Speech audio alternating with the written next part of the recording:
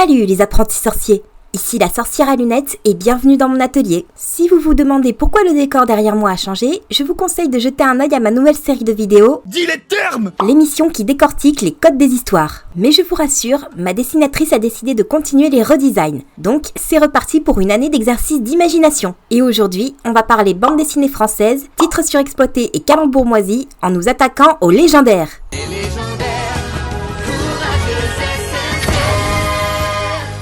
Tout commence en 2004 avec une bande dessinée scénarisée et dessinée par Patrick Sobral intitulée Les Légendaires, la pierre de Jovenia. Elle sera suivie de 22 autres volumes pour se conclure en 2020 avec Les cicatrices du monde. Entre-temps, d'autres séries dérivées verront le jour, ainsi qu'une série d'animation de 26 épisodes diffusée sur TF1 entre avril 2017 et juillet 2018. Un projet de film a également été lancé en 2020 avant de se faire presque geler par la pandémie de Covid-19.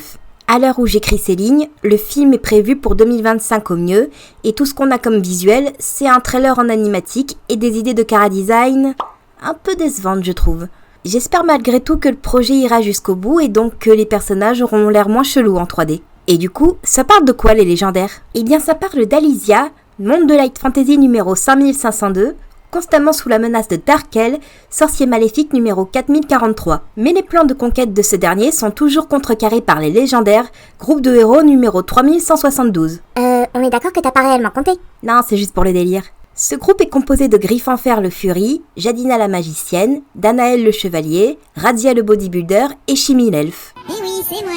Un jour, Darkel tenta d'utiliser la pierre de Jovenia, une des 6 pierres divines qui ont aidé à créer le monde, pour retrouver sa jeunesse et sa puissance d'antan.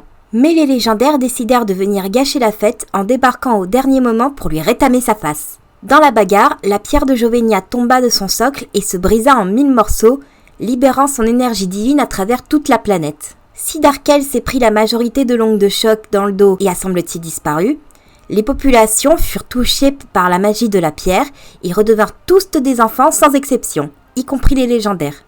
Ces derniers furent d'ailleurs désignés comme seuls responsables de la catastrophe, dépouillés de leur statut de héros et décidèrent d'aller vivre leur vie chacun de leur côté. 2 ans après ce qui est appelé l'incident Jovenia, Alizia s'est adaptée à la situation et continue de tourner comme avant, en attendant que quelqu'un trouve une solution. Parmi ces chercheuses, nous avons Danaël, qui décide de rassembler ses anciens camarades pour trouver la pierre de Crécia, qui aurait le pouvoir de contrer l'effet Jovenia. Bon, ça partira à l'eau dès le 2e tome, mais ça n'empêchera pas les légendaires de se reformer définitivement et de partir d'aventure en aventure pour protéger Alizia jusqu'à lui rendre son âge naturel. En somme, malgré l'esthétique littéralement bon enfant, volontairement comique à pas mal de moments et clairement inspirée de l'esthétique des animes des années 80-90, ce n'est clairement pas une série infantile.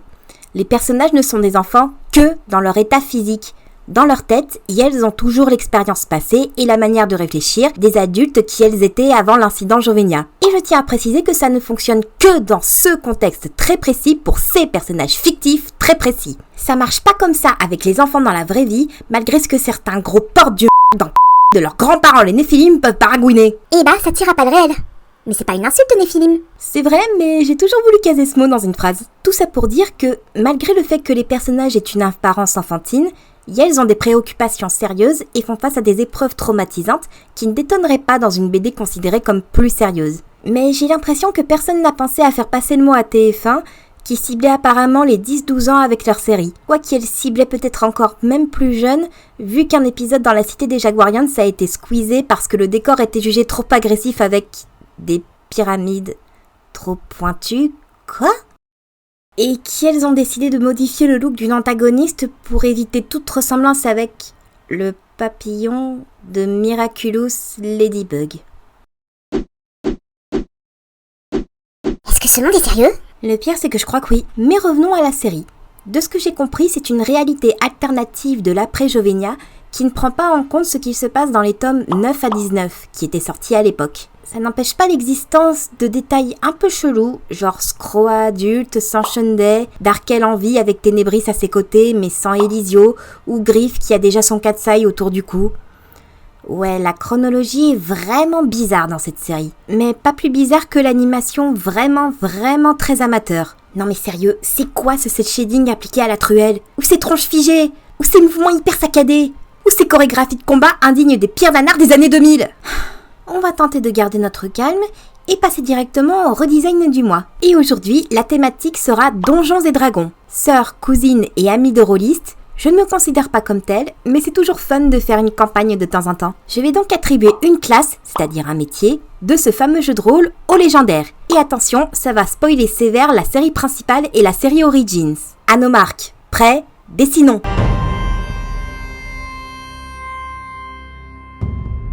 Danaël est le chef et cofondateur des légendaires avec Jadina. Fils et petit frère d'une longue lignée de chevaliers, il a commencé sa carrière chez les Faucons d'Argent, un groupe de chevaliers au service du royaume de Larbos, sous les ordres de son frère Ikael. Quand le groupe se fait attaquer alors qu'ils escortaient Jadina, Danaël finit par rendre son bouclier et se lance en indépendant avec elle pour lutter contre le mal sans être limité par la politique. Plus tard, ils rencontreront Griffe-en-Fer, Razia et Shimi et formeront AE5 les légendaires tels qu'on les connaît. Intelligent, loyal, généreux et doté d'un puissant désir de justice, Danaël représente la vertu de la noblesse dans le groupe et tente toujours de prendre les meilleures décisions dans la mesure des moyens à disposition. Mais c'est aussi un homme très arrogant qui peut perdre ses moyens quand la situation qu'il doit gérer échappe à son contrôle, ou encore faire des trucs idiots sous le coup de la jalousie, genre faire une course de volantile alors qu'il ne sait pas nager. Très malin blondin. Dans le tome 10, il se fait posséder par le dieu maléfique Anatos à la place de Shimi et passera 2 ans à détruire Alysia pour se venger des autres dieux. C'est finalement Jadina qui le tuera en lui plantant sa propre épée dans le cœur. Mais il se fera ressusciter par Calandre, qui se servira de lui afin de rassembler les éléments nécessaires à l'ouverture d'une porte vers le domaine des dieux et éliminer ces derniers. Et il y en a qui s'étonnent qu'il y ait autant d'athées de nos jours. Question pouvoir et capacité, Danaël est doué non seulement en escrime et en arts martiaux, mais également en planification et en improvisation. Il manie une épée d'or forgée par les elfes à partir de son sang, ce qui fait qu'il est relié à l'arme et que, tel Excalibur avec Arthur, elle revient vers lui quelle que soit la distance qui les sépare. Elle peut également trancher toute matière et tuer les ombres liquides, contrairement aux armes consensuelles. Dans la série, il est joué par Julien Crampon. Si son bâton aigle est là, c'est qu'elle a été capturée. Danaël est sans doute le plus vanilla parmi les légendaires, dans le sens où il est l'archétype du chevalier blanc protecteur de la veuve et l'orphelin qui finira par épouser la princesse et s'émare. Quoique ça aurait été encore plus cliché s'il avait fini avec Shimi. Même sa peur de l'eau, qui aurait pu lui donner un peu plus de caractère, n'est pas plus exploitée que ça, dans la BD du moins. Voyons comment on pourrait lui en donner selon les critères du jeu de rôle.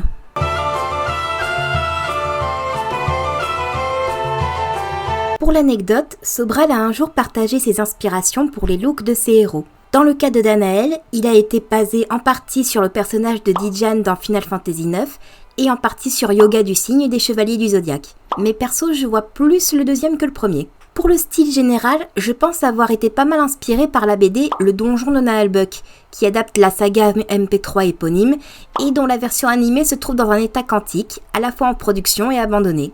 Dans les deux cas, ce sont des adultes à l'apparence assez chétive et très rajeunis.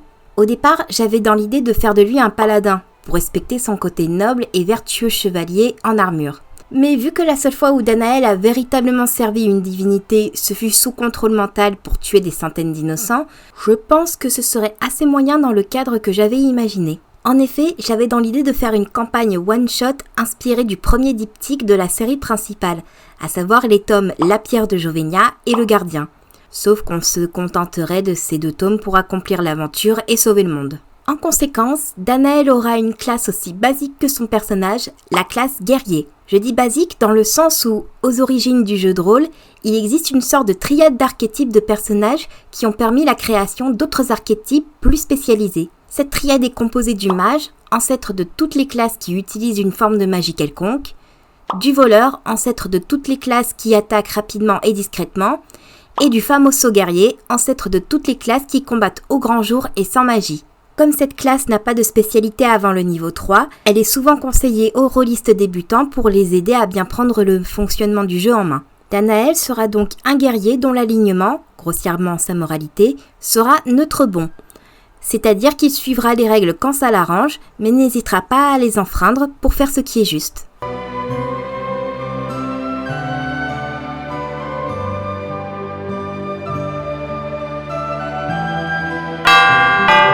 Danaël gagne un niveau.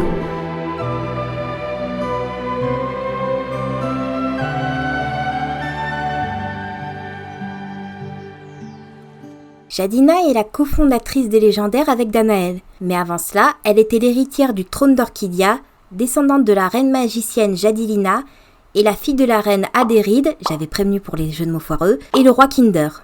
Ne regardez pas comme ça, c'est pas moi qui choisis les noms. Élevée dans une tour d'ivoire et une ambiance glaciale, elle considérera le professeur Vangelis, médecin de la famille royale, comme sa véritable famille. En dépit de son caractère capricieux et vaniteux digne de la petite princesse qu'elle est, elle représente la vertu de l'intelligence parmi les légendaires. Elle est également courageuse et généreuse. Fiancée de force au prince Alan de Sable Doré, elle est escortée par les faucons d'argent jusque chez lui quand le groupe se fait attaquer pour son bâton aigle. Sur place, elle rencontre le chevalier Danaël qui la convainc de partir combattre Darkel de manière plus concrète. Elle sera ainsi déchue de son titre de princesse, puis tout bonnement bannie de son royaume après l'incident Jovenia. Quand Danaël devient l'hôte d'Anatos, elle passera une partie des 2 années suivantes à se remettre de ses blessures, puis ira dans les mines d'Orchidia pour se recréer un bâton aigle, et fera une chute vertigineuse qui lui brisera tout le squelette jusqu'à mourir empalée sur une stalagmite. Ouch! Mais coup de chance, l'incarnation de l'arbre de Gamera, l'arbre géant que le royaume d'Orchidia découpe pour extraire le gène magique, récupérera son âme et l'implantera dans un nouveau corps, hybride humain-plante. Ce qui permettra à Jadina de renaître plus forte, plus puissante et virtuellement immortelle tant qu'on ne lui éjecte pas de l'antimag ou qu'on ne lui arrache pas sa gemme sur le front. Cette résurrection la rendra plus colérique, plus dure et moins idéaliste. Elle devient alors la nouvelle chef des Légendaires et mènera le combat contre Anatos jusqu'à le tuer avec l'épée d'or de Danaël. Son bâton aigle, trésor de la famille royale orchidienne, lui permet d'utiliser la magie bien qu'elle ait des limites. Une fois ressuscitée, ses pouvoirs seront décuplés et elle pourra les utiliser à main nue. Dans la série, elle est plus capricieuse et intéressée par les trésors, mais toujours aussi compatissante. Elle est jouée par Adeline Chetey. Mais qu'est-ce qui pourrait les intéresser dans cette salle des trésors? À part le trésor, je veux dire. Jadina me fait pas mal penser aux princesses de contes version Disney. Elle est en conflit avec ses parents, elle fuit les mariages arrangés et elle se dispute autant qu'elle flirte avec son amoureux. Le fait qu'elle soit magicienne est un bonus sympa. Mais je pense qu'on va faire un petit changement de classe avec elle.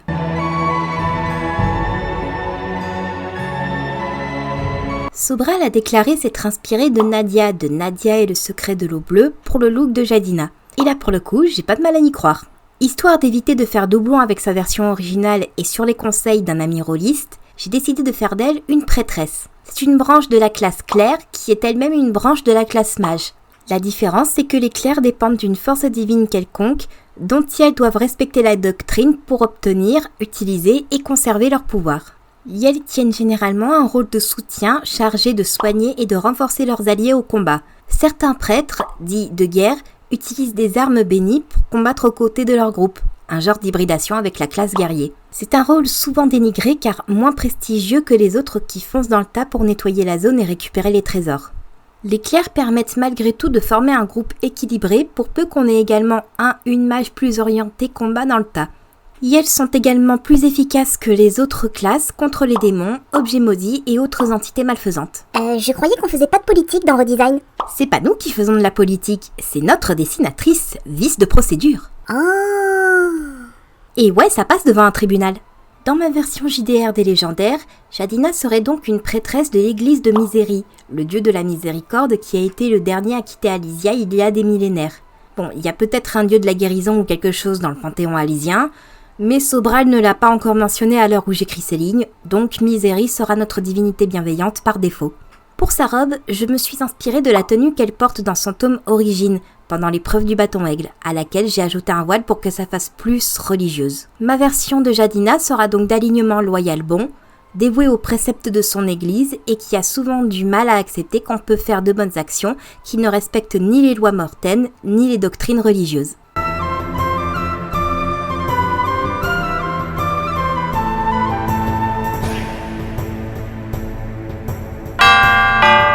Jadina gagne un niveau.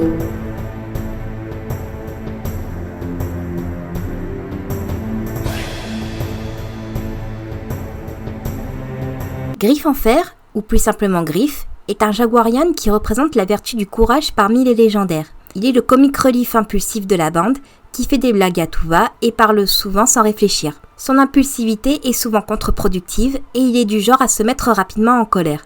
Ça ne l'empêche pas d'être très protecteur envers ses amis, et particulièrement Shimi, avec qui il partage une relation très compliquée. Un conseil, préparez-vous à une flopée de calembours pourris sur les chats dans sa backstory. En effet, son véritable nom est Anot-Sha, et il était le fils du roi des Jaguarians Whiskas, avec son jumeau Kelsha. Quand leur père meurt de maladie, Anot décide de briser les lois de Jaguaris pour aller demander de l'aide aux humains. Hélas, le petit se fait attraper par des trafiquants de monstres des monstres esclaves forcés à se battre jusqu'à la mort dans des duels underground, et perd la mémoire. Il se fait baptiser Griffe en Fer et devient un monstre de compétition au service du seigneur Mantos, en compagnie de Samael l'Indomptable, un humain atteint de la maladie rocaille.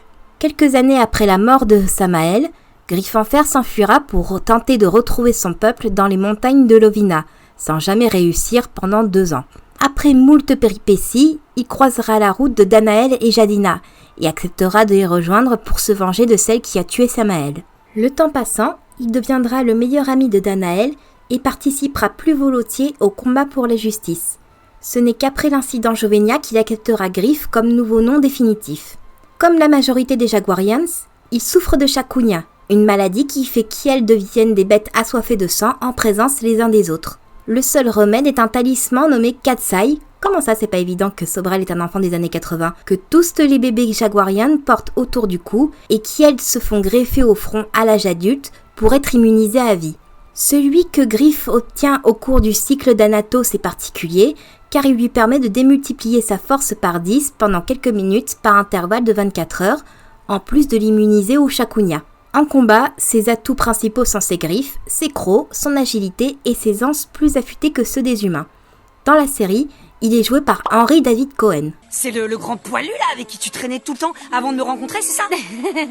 Griffe a longtemps été le personnage le plus populaire parmi les fans et le personnage favori de Patrick Sobral, qui a eu le plus de peine à le tuer au cours du tome 18. C'est vrai qu'il est charismatique, mais il est parfois un peu trop crétin à mon goût.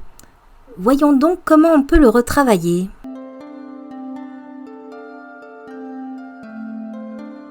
Comme dit dans un précédent redesign, la majorité des looks et des noms pour les Jaguarians sont inspirés de la série Cosmo Cats, même si Sobral a accentué certains traits félins. Dans le cas de Griffe, c'est particulièrement le personnage de Willy Cat qui a servi d'inspiration.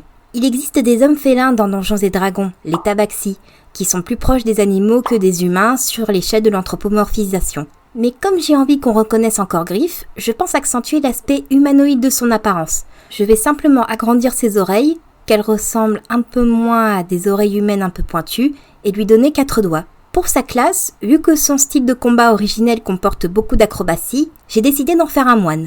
C'est une classe qui se veut à la lisière entre le voleur et le guerrier, et qui comporte plus ou moins toute l'imagerie des arts martiaux, surtout extrême-orientaux, que vous pouvez vous faire. Dans le cas qui nous intéresse, j'ai beaucoup repris du personnage de Sun Wukong, le roi singe du roman La pérégrination vers l'ouest de Wu Chenghen. Je suis désolée si j'offense quelqu'un avec ma prononciation aux fraises. Pour les incultes, ce livre est à la littérature chinoise ce que sont l'Iliade et l'Odyssée à la littérature méditerranéenne, un fondement incontournable qui a inspiré beaucoup d'œuvres modernes. Mon Griffe aura donc un bâton extensible qui lui servira autant que ses crocs et ses griffes au combat. Je lui ajoute également le serre-tête de Sun Wukong, histoire de l'iconiser un peu. Son alignement sera chaotique bon. Il fait le bien comme il veut et ne laisse personne lui dicter sa conduite, même s'il fait une exception pour son meilleur ami.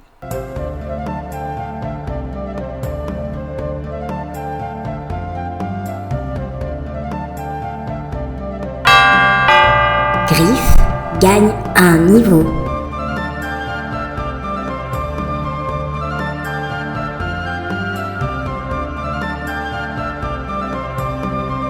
Ne laissez pas sa bouille bien ronde et son zozotement vous tromper. Radia incarne tout de même la vertu de la force parmi les légendaires. Et malgré son côté grand mangeur et un peu lent à la détente, il n'en reste pas moins le plus émotionnellement mature et assez malin pour être l'historien du groupe. Il est également en compétition avec Griffe pour le concours de la backstory la plus sombre. En effet, sa ville natale a été complètement rasée par ce qui pensait être l'armée des 1000 loups. Avide de vengeance, il a passé plus de 20 ans à éliminer chaque membre de cette armée après l'autre, jusqu'à la décimer totalement. Sous le pseudonyme de Corbeau, il se fait une réputation qui l'amène à se faire recruter par Darkel pour diriger ses armées aux côtés de Ténébris, la fille du sorcier noir. Il passera encore des années à massacrer des innocents pour aider la conquête du sorcier, jusqu'à combattre et tuer Sheila, sa sœur qu'il croyait morte avec le reste de leur ville. Dans son agonie, elle a le temps de lui révéler que les véritables responsables sont les armées de Darkel, qui ont fait porter le chapeau à l'armée des 1000 loups pour brouiller les pistes. Choquée et déçue par ces révélations, Razzia reprend son nom, s'empare du Léviathan, le sabre de sa sœur, et jure de lutter contre Darkel jusqu'au bout. Pour cela, il finira par rejoindre les légendaires et réparera ses crimes passés avec ses nouveaux compagnons. Quand Danaël devient l'hôte d'Anatos, celui-ci coupe le bras de Razzia, ouch, et lui vole le Léviathan. Razzia ira jusque dans l'ancien repère de Skroa, un puissant démon, où il rencontrera une autre démone nommée Amylada, ou Ami pour les intimes. Il passe alors un pacte avec elle. Elle lui servira de bras multifonctions, d'un sérieux armes diverses, boucliers, perceuses, bunkers, extracteurs de parasites, émetteurs-récepteurs radio, je suis sûre qu'elle fait même le café. En échange de quoi, Razzia s'engage à tuer Skroa et sa fille Shundai pour venger Ami. Dans la série, sa gourmandise est un peu exagérée, mais son expertise historique est souvent mise à profit. Il est joué par Antoine Gouy. Alors moi, je ne vois qu'une seule solution. Passer par la porte de Mantaluna. Pour toutes les saloperies que Razzia a faites et subies par le passé, c'est vraiment admirable de réussir à dégager une telle bonne humeur et une telle chaleur humaine. Alors je vais faire de mon mieux pour lui faire honneur.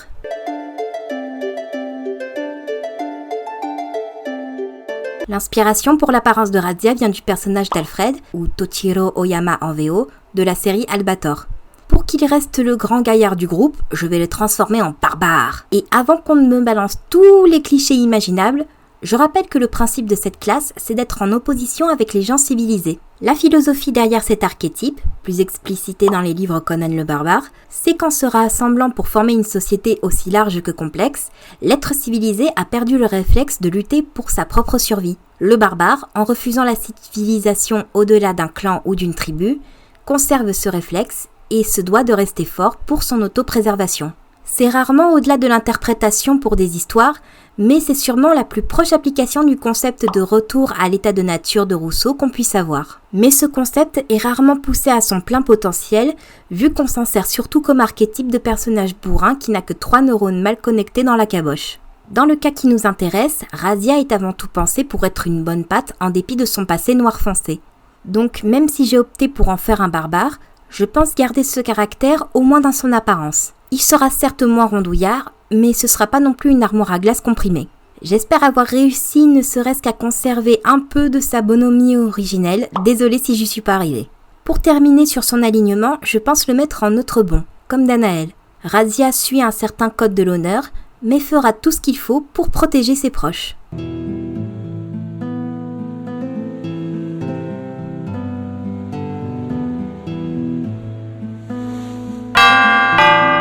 Razzia gagne un niveau.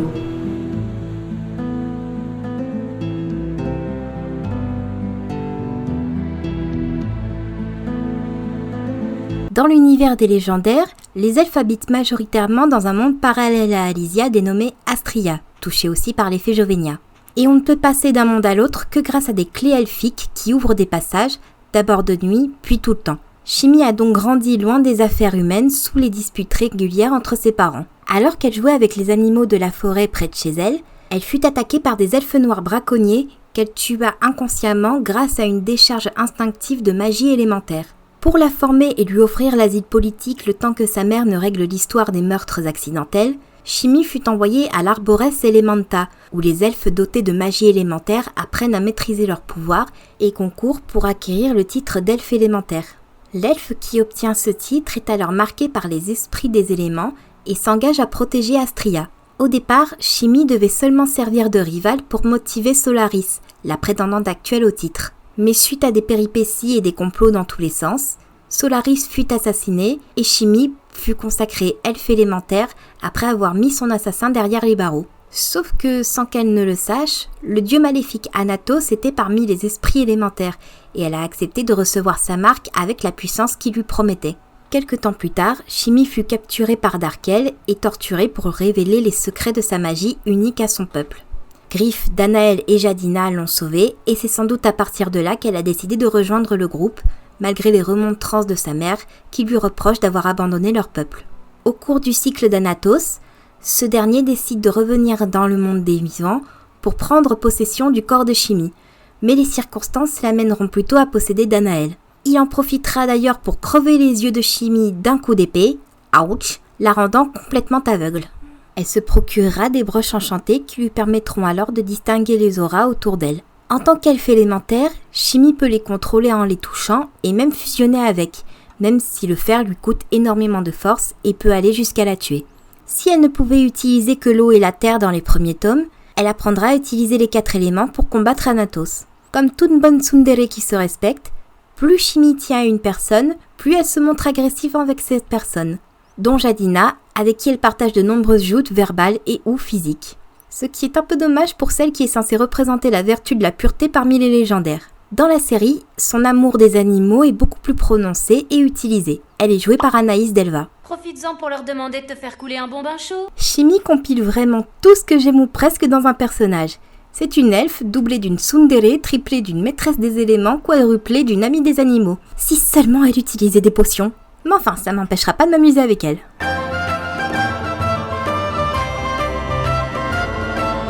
Le look original de Shimi est inspiré par le personnage de Hilda de Polaris de la saga Asgard des Chevaliers du Zodiaque. C'est particulièrement visible à partir du tome 11. Même si j'avoue que j'aime beaucoup son style avec les cheveux blancs, j'ai toujours une certaine préférence pour ses cheveux bleus. Elle va donc les conserver dans ma nouvelle version. Il n'y a pas vraiment de magie élémentaire à proprement parler dans l'univers D&D, ou en tout cas pas dans les versions que je connais. Mais il existe ce qu'on pourrait appeler une école de la magie de la nature. C'est plus un genre de mélange entre les classes de clercs et de mages, car les druides, c'est comme ça qu'on les appelle, vénèrent les esprits de la nature autant qu'ils les utilisent au combat. Et elles ont également le pouvoir de dresser les animaux, de prendre l'apparence de diverses espèces selon leur niveau actuel, et même de fusionner avec les éléments à partir du niveau 10. Pour notre chère Shimi, j'ai décidé qu'elle aurait le niveau nécessaire pour le contrôle des éléments, le dressage et la métamorphose animale, mais pas encore la métamorphose élémentaire. Côté alignement, je l'imagine bien en chaotique neutre. Elle veut avant tout qu'on la laisse vivre libre dans sa forêt et déteste qu'on lui donne des ordres.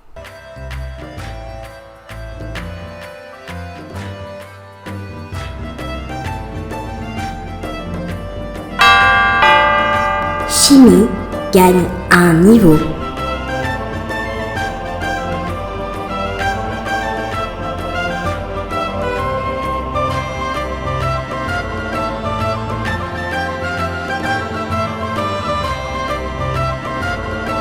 Pour l'anecdote, il existe déjà un jeu de rôle Les Légendaires sorti en 2021. Le jeu se déroule dans encore une autre réalité parallèle post-Jovenia, dans laquelle les légendaires affrontent régulièrement Darkel, pendant que les personnages joueurs font leur truc. J'ai pas essayé, mais d'après la vidéo de Black Book Edition, c'est tout à fait jouable et rempli de détails croustillants pour les légions fans de la première heure. J'imagine que c'est parce que Sobral était beaucoup plus impliqué dans la création du jeu qu'il ne l'était dans celle de la série, où il n'avait apparemment qu'un rôle de consultant sur les bibles graphiques et littéraires. En gros, il était chargé de s'assurer que les visuels correspondaient suffisamment à la BD, et il avait un droit de regard sur les scénarios, mais rien de plus. J'imagine que c'est pour ça qu'il s'applique autant dans le projet de film et les spin-offs en BD. Parce que oui, les spin-offs, c'est pas ce qui manque aux légendaires. Il y a d'abord eu Origine, dessiné par Nadu et Jenny, qui retrace le passé des personnages avant la formation du groupe, puis Parodia, en collaboration avec Jessica Jung, une flopée de sketchs comiques, Les Chroniques de Darkel, dessinées par Orpheline et Lowenael, qui racontent le passé du personnage éponyme 100 ans avant l'incident Jovenia, Mission, en collaboration avec Philippe Cardona et Florence Torta, qui adapte des épisodes de la série animée, Résistance, dessinée par Jenny, qui constitue une suite à la série principale, Stories, en collaboration avec différents dessinatrices, qui racontent des aventures des personnages secondaires, Odyssée, des romans illustrés par Laurine Bouissou, et enfin Saga, dessiné par Guillaume Lapère, qui reprend l'histoire originale en manga. Et c'est sans compter les adaptations en roman par la Bibliothèque Verte et les livres dont vous êtes le héros. Ça fait beaucoup! Et d'un côté, tant mieux si l'univers créé par Sobral est suffisamment vaste pour qu'il a envie d'en montrer tous les recoins. C'est ce qui fait la popularité de la Terre du Milieu par exemple. Et puis j'imagine qu'il y a plus déshonorant pour des dessinatrices que de passer par l'auteur des légendaires au cours de leur carrière. Mais pour moi qui suis l'évolution de la série depuis 2009, tous ces spin-offs ont une méchante odeur de surexploitation d'un titre par doute de pouvoir avoir du succès avec autre chose. Tel John Lang et Arthur Conan Doyle, j'ai l'impression que Sobral s'enferme dans une cage dorée parce qu'il est persuadé que quoi qu'il fasse, ça n'atteindra jamais le niveau des légendaires. Enfin, vu que pour Conan Doyle c'était surtout par pression des fans et de l'éditeur, ma métaphore est peut-être un peu... Hors sujet! Preuve de violence! Dans tous les cas, je trouve que c'est au détriment de Sobral, car il a vraiment le talent et le coup de crayon nécessaire pour se lancer dans des projets ambitieux. Il l'a démontré avec son one-shot La Belle et la Bête en 2008 et sa participation à la série Les Mythics depuis 2018. Même si le projet de film m'intrigue, j'espère sincèrement que Sobral pourra un jour s'émanciper d'Alysia et voler de ses propres ailes vers de plus vastes horizons. Car même si travailler sur une marque connue est rassurant pour le porte-monnaie, pouvoir explorer librement son imagination est bien plus gratifiant pour le moral. Créatrices qui m'écoutez, ne vous laissez pas happer par votre création au point qu'elle vous enchaîne. Il est souvent nécessaire de prendre du recul et de s'arrêter en chemin pour véritablement profiter du voyage.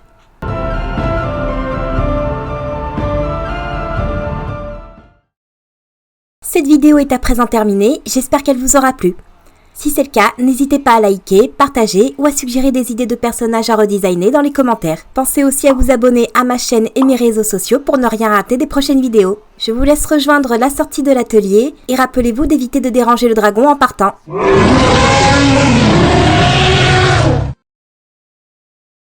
Trop tard. Je suis arrivé au lieu dit trempé par un orage. Ma monture s'est enfuie mais j'ai gardé mon courage. Contournant l'édifice dont la porte était fermée, j'ai glissé dans la boue et puis les chiens sont arrivés. À l'aventure compagnon, je suis parti vers l'horizon. J'aurais mieux fait de rester au lit, ce donjon il est pourri.